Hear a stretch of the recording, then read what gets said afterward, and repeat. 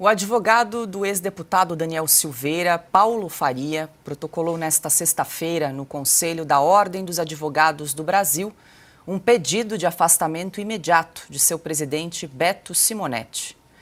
A solicitação ocorre depois da divulgação de documentos pelo Congresso americano que demonstram a atuação da OAB contra a liberdade de expressão de advogados.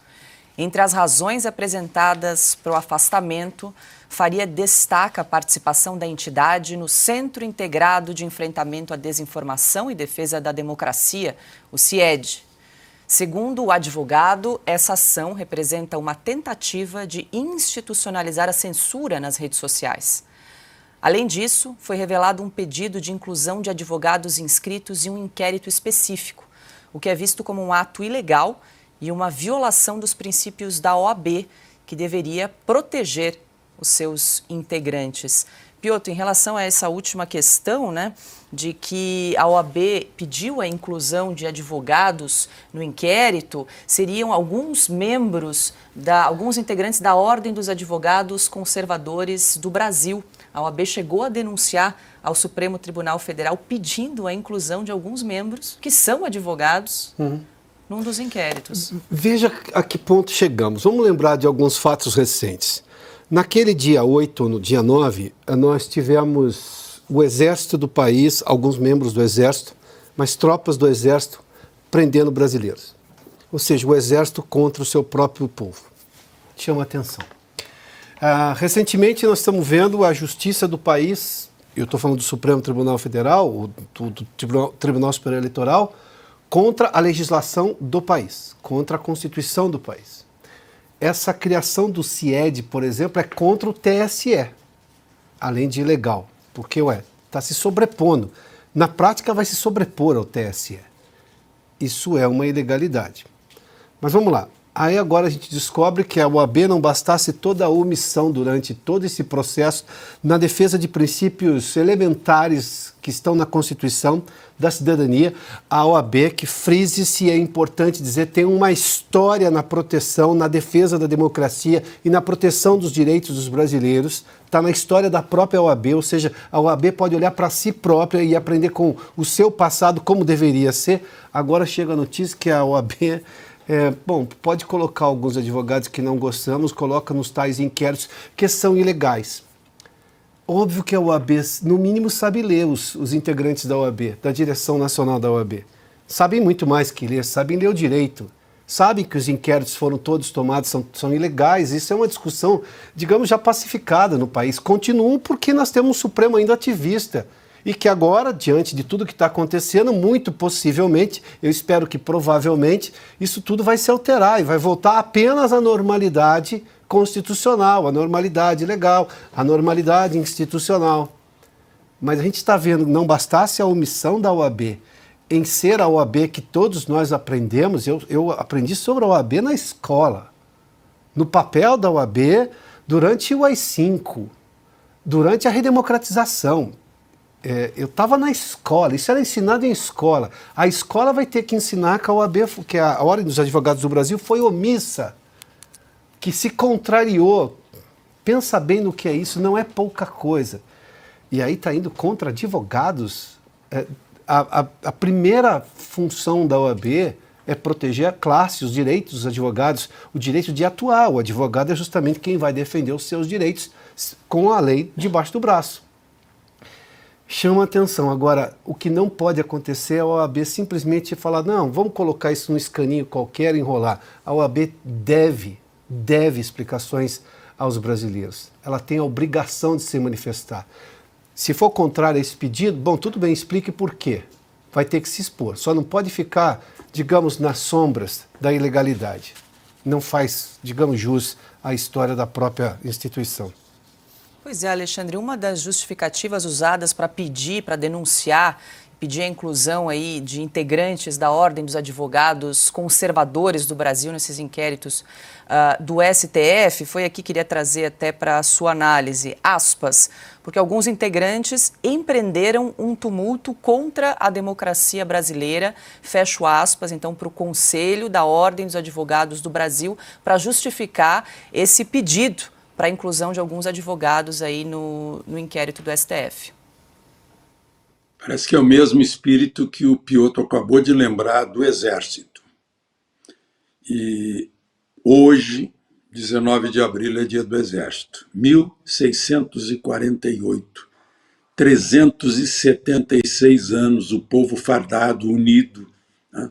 Os de origem indígena, os nativos, os portugueses, os africanos se uniram para defender a nossa terra do invasor holandês. Faz 376 anos. A gente lembra hoje e compara com fatos recentes, do 9 de janeiro. E a gente fica triste, não tem como. A OAB é a mesma coisa. Se eu fosse... Eu sou reserva da infantaria, por isso eu fiquei triste. Se eu fosse advogado, ficaria triste também por causa da OAB. A OAB tomando partido, sendo militante, contra advogados que defendem o devido processo legal, a democracia, a liberdade.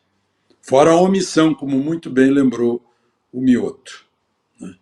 E, enfim, o topo da OAB é escolhido de maneira indireta, não é de maneira direta democrática como as OABs regionais.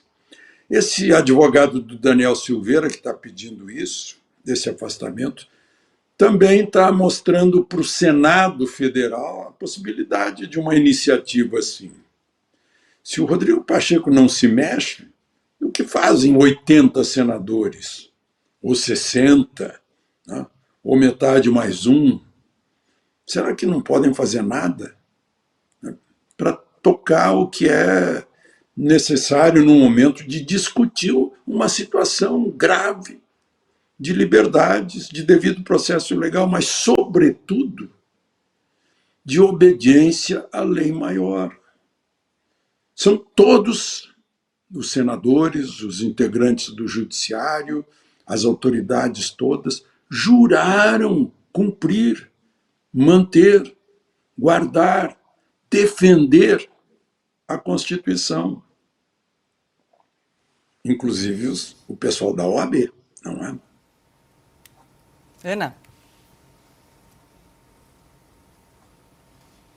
Então, Paula, na decisão, no relatório, né, do Comitê Judiciário da Câmara dos Deputados dos Estados Unidos, é grave o que a gente vê ali, porque ali pede, exatamente nesse caso que o doutor Paulo Faria denuncia, pede o afastamento excepcional de garantias individuais. Isso é gravíssimo. O Alexandre de Moraes, ele coloca dessa maneira, que o afastamento, só pegar aqui para ler exatamente as aspas, o Alexandre de Moraes escreve o seguinte na ordem dele: em face das circunstâncias delineadas, que seria ali, né, os perfis, né, dos advogados conservadores debatendo a nossa política, em face das circunstâncias delineadas, é imprescindível a realização de diligências, inclusive com o afastamento excepcional de garantias individuais que não podem ser utilizadas como um verdadeiro escudo protetivo para a prática de atividades ilícitas, tampouco como argumento para afastamento ou diminuição da responsabilidade civil ou penal por atos criminosos, sob pena de desrespeito a um verdadeiro Estado de Direito. Nós sabemos muito bem que no Brasil até traficantes têm as garantias individuais respeitadas, mas aqui nesse caso que o doutor Faria traz, o Alexandre de Moraes pediu o afastamento excepcional, ou seja, a quebra da Constituição, aquele tweet do Elon Musk, a lei violou a lei. E aí, logo depois, o Moraes também manda a Polícia Federal intimar várias pessoas ligadas à organização, como o presidente Geraldo José Barral Lima e o vice João Alberto da Cunha Filho, além de, pasmem, além da suspensão de todas as atividades jurídicas exercidas e o bloqueio das contas nas redes sociais. mas não, está tudo normal. As risadinhas continuam nas sessões do Supremo Tribunal Federal, como se nada disso estivesse acontecendo. Que bom que o doutor Faria é um advogado, um homem de coragem que não se ajoelhou ao sistema e não vai ser calado.